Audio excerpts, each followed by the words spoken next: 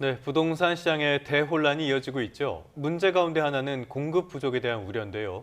정부가 내년 수도권 공공택지에 모두 2만 9천여 가구 규모의 공공분양주택을 공급하기로 했습니다. 올해 분양보단 많은데 서울 물량이 적습니다. 이정환 한양대학교 경제금융대학 교수와 함께 알아보겠습니다. 어서 오십시오. 어서 오십시오, 교수님. 자, 정부가 내년도 수도권 공공택지 공공분양, 이거 저희가 그래픽으로 준비를 했는데요. 여기에 보면은 여러 가지 지역들이 담겨 있는데 서울이 천여 채밖에 되질 않아요. 지금 부동산 시장의 불안이 서울 중심이라는 걸 고려하면은 이걸로 시장 불안을 가라앉힐 수 있을까요? 사실 뭐 일단 두 가지 이슈가 있습니다. 이번에 공공 어떤 개발을 하기로 한 공공 공급을 하기로 한 지역들이 이전 신도시, 그러니까 이제 새로운 도시가 별로 없다라는 게 하나가 있고요. 예. 예를 들어서 평택고동도 이기 신도시고, 그다음 고양 창릉이라든지 뭐 남양주 왕숙은 3기 신도시로 제가 알고 있는데, 예. 그러니까 이제 기존의 어떠한 어떻게 보면 신도시에 조금 더 추가하겠다라는 이런 느낌이 있어서 공급에 대한 우려가 하나가 있고요. 두 번째는 이제 서울이 아무래도 지금 집값을 상승시키는데 가장 주요한 요인이라고 할 수가 있는데, 이 고덕 강일에 한 1,300채가 분양되는 거 가지고 서울의 집값을 막을 수 있을 것이냐에 대한 좀 우려는 있는 것 같다. 그러니까 전체적으로 규모는 굉장히 큰데 2만 9천 채 정도 하면은 이제 판교보다 분양이 많다고 할 정도로 크고, 이제 5년 동안 분양한 것보다 굉장히 많은 어떤 규모라고 볼 수가 있는데, 다만 이제 서울의 규모가 작다. 그리고 이제 사람들이 생각에 이제 새로운 도시에서 어떤 개발이 돼야 사람들 인식 같은 것들이 집에 공급이 늘어나겠구라는 생각이 있긴 한데, 지금은 이전에 어떤 터가 닦여진 기존의 신도시들의 어떤 공급 같은 것들이 늘어난다라고 이야기하니까, 물론 이 공공주택 공급이란 게 뭐 기본적으로 그럴 수밖에 없긴 하지만 사람들이 어떤 미래 전망이라든지 주택의 전망, 공급 전망 같은 데에 있어서 약간의 우려가 있는 것은 사실이다라고 보시면 될 것 같습니다. 네, 또 현재 부동산 시장도 한번 살펴보겠습니다. 올해 강남 3구에서 11월 21일까지 계약된 실거래가 중에 평당 2억 원 거래가 123건입니다. 강남에서 평당 2억, 뉴노멀이 되는 거 아니냐 이런 분석이 나오는데 어떤 걸 시사하나요? 사실 이제 강남의 거래량이 굉장히 줄었다는 이야기를 하고 있고요. 특히 이제 최근에 정권이 들어오면 정부가 바뀌면서 이제 금융에 대한 규제를 굉장히 많이 시작했죠. 금융에 대한 규제를 많이 시작했다는 것은 뭐 대출 규모가 늘어나면은 대출을 죄송합니다. 집값이 굉장히 비싸게 올라간 뭐 25억 이상이면은 어떤 대출을 안 해주겠다. 뭐 거의 이런 식으로 가고 있는 상황이기 때문에 이런 이슈는 어떤 거냐면, 결국 현금을 가진 분들이 집을 산다라는 이야기고, 현금을 충분히 가진 분들이 중요한 지역들에 어떻게 보면은 집값이 조금 더 오르거나 아니면 그에 따른 어떤 혜택 같은 것들이 있는 지역에 좀 사는 것이 아니냐라는 의견들이 나오고 있다라고 보시면 될 것 같습니다. 그래서 아파트 전체의 거래량은 사실 이제 금융 대책이라든지 허가 거래 같은 것들 규제 같은 게 들어오면서 굉장히 줄었다라고 이야기를 하고 있거든요. 준 대신에 이제 현금 거래 같은 것들이 굉장히 늘어나고 있고, 현금 거래가 늘다 보니까 이제 굉장히 특수한 아파트들, 굉장히 가치가 높거나 지불 의사가 큰 아파트들의 거래가 조금 이루어지는 것이 아니냐라는 이야기를 하고 있습니다. 예. 결국은 토지 거래 허가 지역이 다 지적되면서 거래가 그러니까 상당히 중단이 된 상태고, 그렇다는 이야기는 어떤 거냐면 8년 사람들이나 사려는 사람들이나 어느 조건 이상의 것들이 나와야 된다라고 보시면 될 것 같고, 이 조건 이상이란 게 사실 팔려는 사람 입장에서는 굉장히 가격을 높게 줄 때만 팔 가능성이 있다라고 보시면 될 것 같고, 이런 것들이 결국은 현금을 가진 분들이 이러한 고가의 아파트들을 사는 것이 아니냐, 고가 혹은 주택들을 사는 것이 아니냐, 이런 식으로 추측은 할 수 있을 것 같습니다. 알겠습니다. 이런 시장 불안을 잡으려면 결국에는 공급 대책, 공급이 중요할 텐데 연내 대책을 예고했으니까요. 어떤 내용이 담길지 한번 살펴봐야 될 것 같고요. 자, 조금 전에 강남 중심으로 고가 거래가 많이 늘었다라는 소식을 살펴봤는데, 그러다 보니까 종부세 대상자 지난해보다 많이 늘었네요. 8만 명이나 늘었고 세액이 한 1,000억 원 정도 증가한 것으로 나타났습니다. 특징 한번 살펴볼까요? 아무래도 이제 종합부동산 세제 자체가 바뀐 것은 크게 없고요. 예. 세제가 바뀐 게 크게 없다는 얘기는 이제 집값이 올랐다든지 혹은 신규 주택, 고가의 신규 주택 같은 것들이 공급이 되면서 어떤 이제 종부세를 내는 사람들의 규모를 늘렸다라고 아마 이해하시면 될 것 같습니다.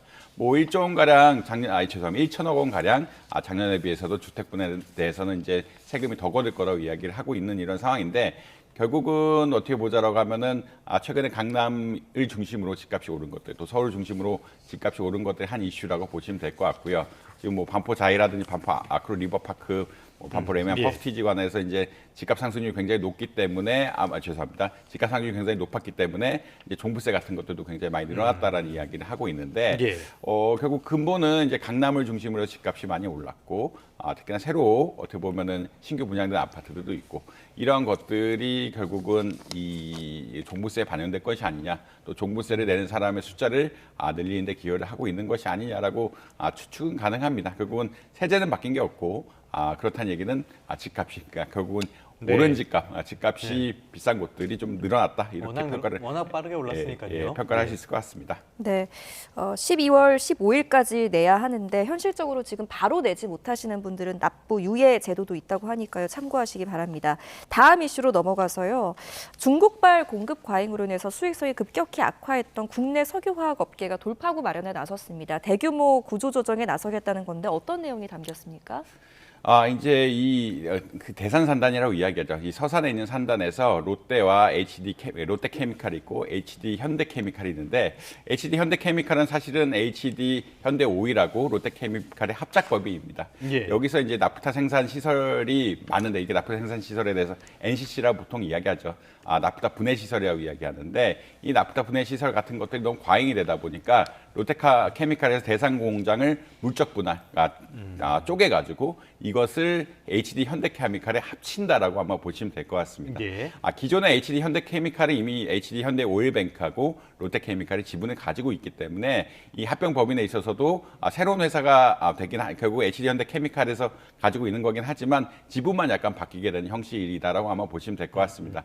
원래 합병 전에 HD 현대케미칼에 롯데케미칼 지분이 있었기 때문에 이 지분 변동이 생기면서 합쳐지는 구조라고 보시면 될 것 같고요. 예. 그 특징은 어떤 거냐면 지금 과잉 생산이 문제다라고 이야기를 하고 있는데 그러니까 특히나 나프타 관련해서 에틸렌 같은 에틸렌 같은 것들이 예. 이제 나프타 관련한 범용 어떠한 그 석유화학 제품들이 굉장히 과잉 생산이라는 이야기를 하고 있는데 네. 이 과잉 생산을 줄이려 그러면 생산 과정 혹은 생산 공장 같은 것들을 통합해야 됩니다. 통합해서 관리를 해야만 물건이 좀 많이 필요할 땐 좀 많이 생산하지만 줄일 땐 적정하게 또 줄일 수 있고 특히나 노후 시설 같은 부분들은 적절히 정리를 하면서 흔히 말하는 효율성을 높일 수 있는 이런 구조라고 보시면 예. 될 것 같거든요.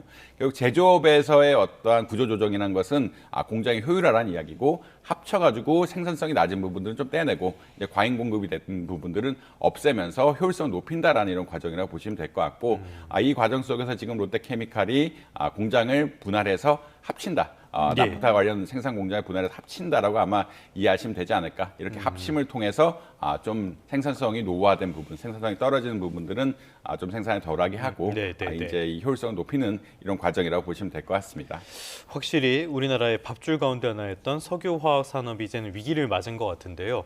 정부에서는 이렇게 이야기를 하고 있습니다. 연말까지 재편 계획을 내라. 일단은 계획을 내야지 지원도 해주겠다라고 하면서 업계 쪽에서는 볼멘 소리도 좀 나온 것 같거든요. 교수님께서는 어떻게 보셨습니까? 사실 이제 우리나라 석유화학 단지가 울산, 여수, 대산, 그러니까 서산이라고 네. 보시면 될 것 같고요. 이 세 군데가 가장 큰 지역이라 볼 수 있는데 사실 여수가 서산보다 대산보다는 조금 큰 산단 지역이라고 보시면 될 것 같습니다. 그래서 여수에서도 LG화학하고 GS 칼텍스에 대해서 이제 흔히 말하는 구조조정을 해야 되는 것이 아니냐라는 계속 압력이 들어가고 있다라고 보시면 될 것 같고요. 워낙 이런 것들이 생산량이 많다 보면은 과잉 생산이 되면 단가가 떨어지게 되고 단가가 떨어지게 되면은 전체 산업 자체에 우려가 되니까 이제 합병 같은 것들을 통해서 이제 구조조정을 해라라는 이야기를 계속 하고 있고 이렇게 합병을 한다라고 하면은 어떻게 보면은 정부에서 좀 부채 같은 것들에 대해서 지급 보증을 해준다든지 혹은 부채 연장, 그러니까 채권단을 만기 연장을 하도록 유도를 해줄 수 있는 이런 과정을 거치겠다라고 보시면 될 것 같습니다. 다만 이제 기업들이 요구하는 것은 이렇게 부채만 가지고 해결이 될 것이냐, 좀 필요하다면 예. 보조금 같은 것들을 줘야 되는 것이 아니냐라는 이야기가 나오고 있고 두 번째 이야기는 이제 아무래도 생산 시설을 합치게 되면 구조 조정, 그러니까 인력이 좀 나가는 상황들이 발생할 수 있게 되는데 이런 것들을 어떻게 원만하게 할 수 있는지 이게 정부가 좀 도와줘야 되는 것이 아니냐라는 의견들이 있다라고 아마 이해하시면 될 것 같습니다. 그리고 구조 구조조정이라는 것은 시설을 줄이는 것이라고 보시면 될 것 같고, 시설을 줄이게 되면은 자연적으로 어떻게 보자라면 뭐 어떤 그 생산 인원 감축이라든지 이런 게 따라붙을 수밖에 없는데, 이 구조조정에 대한 혜택 관련해서 또 보조금 같은 것들도 정부에 적극적으로 요구하고 있는 이런 상황들이다, 이런 말씀 드릴 수 있을 것 같습니다. 알겠습니다. 석유화학 업계 앞으로 흐름도 한번 봐야 될 것 같습니다. 어려운 시기입니다. 자, 다음은 요즘 가장 주목을 많이 받는 경제 이슈가 아닐까 싶어요. 바로 환율 이야기 드리려고 하는데요. 어제 구윤철 부총리께서 이례적으로 외환시장 관련해서 기자 간담회를 열었습니다. 그런데 저도 봤는데 이 내용 보고 나서 왜 하셨지 이런 생각이 들 정도였거든요. 오히려 환율의 낙폭이 더 줄어드는 좀 시장에서 실망감을 보이기도 했었는데 어떤 내용들 나왔습니까? 아무래도 이제 원화 가치가 많이 변했다는 이야기를 하셨고, 예. 그다음에 변동성에 대해서는 최대한 단호하게 대응을 하면서 원화 가치를 안정시키겠다. 그러니까 원화 가치가 급격하게 떨어지는 것을 막겠다라는 이야기를 하셨습니다. 뭐 또 두 번째 관련의 주제는 아무래도 국민연금에 관한 이야기인데, 예. 국민연금이 외환시장에 개입하는 것들, 또 최근에 나온 이야기가 해외 투자 같은 것들이 지나치게 많아서 어떻게 보면 달러시가 외환시장에는 부정적인 영향을 미친다는 이야기를 하고 있는데, 사실 외화 자산이 수익이 좋아서 뭐 사실 이 국민연금 납입하는 사람들 입장에서는 또 좋은 측면도 있거든요. 그러니까 결국은 국민연금을 끌어다가 환율 방어를 하는 것이 국민연금이 어떻게 보면 달러를 공급하게 하는 이런 역할, 달러 공급하게 하는 역할이 어떤 거냐면 외화 자산을 덜 사는 이런 역할이라고 아마 보시면 될 것 같거든요. 예. 그렇게 되면은 사실 국민연금 내는 입장에서는 손해가 보는 것이 아니냐라는 그런 입장들이 많이 퍼져 있고 우려들이 있기 때문에 이런 우려를 좀 부식하는 입장이라고 아마 보시면 될 것 같습니다. 결국은 외환시장의 안정이 중요하고 국민연금이 이러한 데 있어서 기여를 하는 것은 맞는데 이것이 아무래도 국민연금 내시는 분들에 대해 피해를 주지 않는 방향으로 예. 방향 유도하겠다. 전략을 점차적으로 바꿔가면서 어떻게 보면 국민연금 내시는 분들의 손해가 안 되고 수익성과 안정성을 동시에 추구할 수 있도록 외환시장의 안정, 국민연금의 수익성, 국민연금의 안정성까지 같이 가겠다라는 어떤 뉴 프레임워크를 제시하는 입장이라고 아마 이해하시면 될 것 같습니다. 네, 서둘러서 안정화 메시지를 내기는 했지만 효과는 미미하지 않았나 싶습니다. 마지막으로 한국은행의 금융통화위원회에서 기준금리 결정하는 회의를 엽니다. 여기 전망 어떻게 하십니까? 동결 우세합니다. 지금. 뭐 거의 동결이라고 보시면 될 것 같고요. 예. 최근 이창용 총재 발언이 약간 어떻게 보면 턴어라운드를 이야기할 정도로 굉장히 좀 강하게 해석이 된 경향이 있거든요. 그러니까 금리 다시 올릴 가능성도 있다. 예, 이제 경제 성장률이 2%면 우리나라 중립금리인데 내년에 경제 성장률이 한 2% 정도 되면은 금리를 더 낮추는 것이 좀 부담스러울 수 있다. 특히나 외환 시장 상황이라든지 어떠한 뭐 가계부채 문제나 이런 것들을 고려하면은 금리 더 내리는 것이 부담스러울 수 있고, 경제 성장률이 이제 사실 중립 성장률보다 높아지게 된다라고 하면은 금리를 높일 수 있다는 약간 이런 식으로 해석이 되면서 금리가 흔히 말하는 채권 시장에 굉장히 큰 이슈가 발생을 했는데, 이런 관점에서 보자라고 하면은 이번에 낮출 가능성은 굉장히 낮다라고 보시면 될 것 같고 거의 네. 동결이 아닐까 이렇게 예측을 하고 있습니다. 알겠습니다. 환율, 부동산, 통화 정책의 발목을 잡고 있는 요소들이 상당히 많은 것 같습니다. 지금까지 이정환 한양대학교 경제금융대학 교수와 함께했습니다. 오늘 말씀 고맙습니다.